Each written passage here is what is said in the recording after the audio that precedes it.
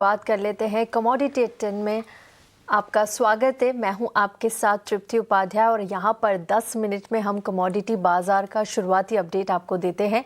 और देखिए, शुरुआत कर लेते हैं कमोडिटीज़ की। और यहां पर आप देखेंगे फिर से कच्चे तेल में एक बड़ा उछाल है और जो तमाम जियोपॉलिटिकल टेंशन लगातार मंडरा रही है उसी का एक इम्पैक्ट हम कच्चे तेल पर देख रहे हैं।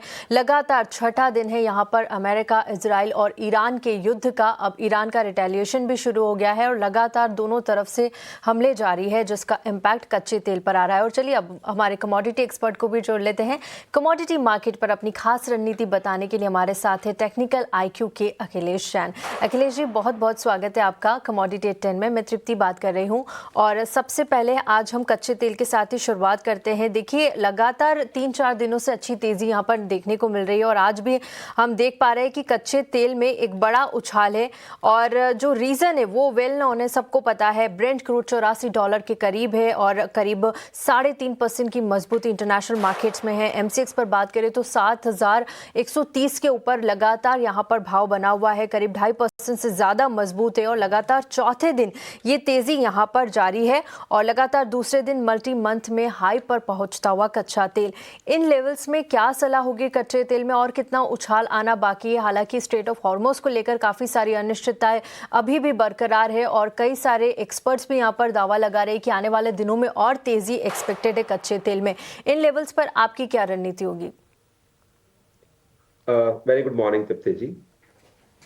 देखिए, अभी 2 से 3 दिन का हम जब बिहेवियर देख रहे हैं तो प्राइजेस में ऊपर की तरफ से थोड़ा सा प्रेशर भी बिल्डअप हुआ था। जब वहां पर जो प्राइम मिनिस्टर है वहां पर जो US एंड इजराइल की जो सेनाओं ने वहां पे उनको खात्मा किया, तो ऐसा लग रहा था कि जो कैटलिस्ट है बिहाइंड द क्रूड वो खत्म हो गया है और मे बी यहाँ पर एक डीप करेक्शन एक्सपेक्टेड होगा। थोड़ा बहुत करेक्शन भी आया बट कहीं ना कहीं अभी भी वहां पे टेंशन बिल्डअप है और सप्लाई को लेके लॉन्ग टर्म वहां पे डिस्ट्रप्शन हो सकता है, ऐसा एक्सपेक्टेशन है। तो मुझे लगता है कि yes, there is a very high chances probability की प्राइजेस यहाँ से फर्दर एक्सेलरेट हो। हालांकि यहाँ पे बड़ा ही क्रूशियल लेवल्स के आसपास प्ले करा रहा है।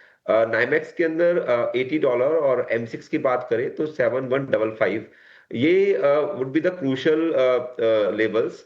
अगर प्राइजेस देखिए डिसिसिवली इन लेवल्स के ऊपर यहाँ पे मेंटेन करते हैं तो यहाँ पे फर्दर बहुत तेजी से जंप आ सकता है।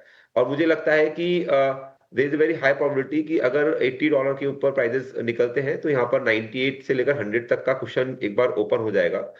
तो अगर कोई फ्रेश यहाँ पे ट्रेड करना है तो मुझे लगता है कि M6 के अंदर 7155, अगर प्राइजेस इसके ऊपर निकलते हैं तो आप 7065 के स्टॉप लॉस से इस ट्रेड को फ्रेश लॉन्ग कर सकते हैं।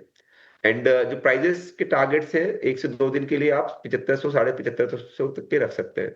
तो यहाँ पर कंडीशनल वैसे बाइंग साइड में ही रहना चाहिए और कंडीशनल एड ऑन करना हो तो 7155 या $80 के ऊपर जाता है तो आप फ्रेश लॉन्ग कर सकते हैं। तो थोड़ा क्रूशियल लेवल पर है, इन लेवल्स का स्पेसिफिकली ध्यान रखिए। 7155 के ऊपर जाता है तो आपको फ्रेश लॉन्ग करना है। और अगर कोई इंटरडे ही ट्रेड बनाना है और अगर प्राइजेस किसी भी रीजन से प्रॉफिट बुकिंग यहाँ पे आती है और 7065 के नीचे जाते हैं तो स्टॉप लॉस भी आपको 7160 का लगाना है और ट्रेडिंग के लिए 6865 तक के लक्ष्य भी देख सकते हैं।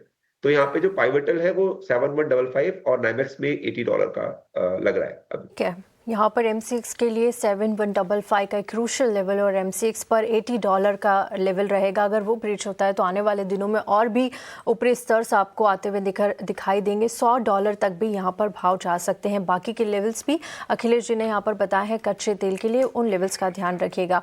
अखिलेश जी, सोने और चांदी में आज क्या रणनीति होना चाहिए? देखिए, सिल्वर में तो फिर से बज़ यहाँ पर दिख रहा है और फिर से एक तेज़ी, एक उछाल नज़र आ रहा है। हालांकि सेफ हेवन की डिमांड तो बढ़ ही रही है तमाम जियोपॉलिटिकल कंसर्न्स के चलते। आज के लिए क्या रणनीति सोने और चांदी में? सेशंस काफी वॉलेटाइल हैं। हम देख रहे हैं कि इंट्राडे ही काफी उठा पटक दोनों ही कॉन्टेक्स्ट में देखने को मिलती है।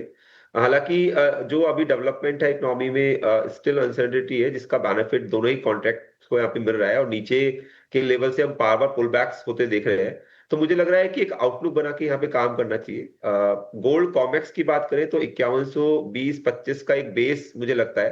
जब तक ये बेस ब्रिज नहीं होता तो यहाँ पर अपसाइड कुशन है और प्राइजेस को हम 5270 से लेकर 5345-50 तक आने वाले सत्रों में देखेंगे। वहीं M6 के अंदर अभी कोई रणनीति बनानी है तो करंट मार्केट से लेकर 1,61,700 तक की रेंज तक इसको बाय किया सकता है। 1,61,500 का इसमें स्टॉप लॉस प्लेस करना चाहिए और ग्रेजुअली 1 से 2 दिन के जो लक्ष्य है वो आप 1,65,500 तक देख सकते हैं। वहीं सिल्वर में भी आप बाय ऑन डिप्स की रणनीति रखें। मार्केट भाव से लेकर अप टू 2,66,000 तक की रेंज तक मुझे लग रहा है कि एक डिमांड जोन बनी हुई है, तो इन लेवल्स तक आप बाय कर सकते हैं, स्मॉल क्वांटिटीज में बाय करें। 261 का इसमें स्टॉप लॉस प्लेस करें और जो लक्ष्य है वो यहाँ पर 281 तक का देखा जा सकता है। तो दोनों ही कॉन्टेक्स्ट में बाय ऑन डिप्स की रणनीति अपना सकते हैं। स्टॉप लॉस का खासा ध्यान रखें, 5120-25 गोल्ड का स्टॉप लॉस है कॉमेक्स के अंदर जी।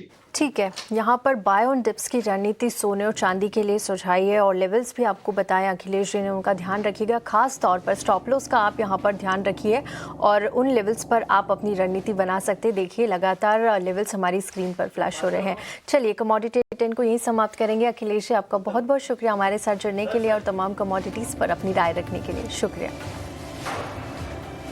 चलिए इसी के साथ वक्त एक छोटे से ब्रेक का, लेकिन ब्रेक के बाद अपना खास सेगमेंट मार्केट के महारथी हम लेकर आएंगे, जहां हमारे साथ जुड़ेंगे इनाम होल्डिंग्स के इन्वेस्टमेंट डायरेक्टर श्रीधर शिवराम। जल्द लौटते हैं एक छोटे से ब्रेक के बाद।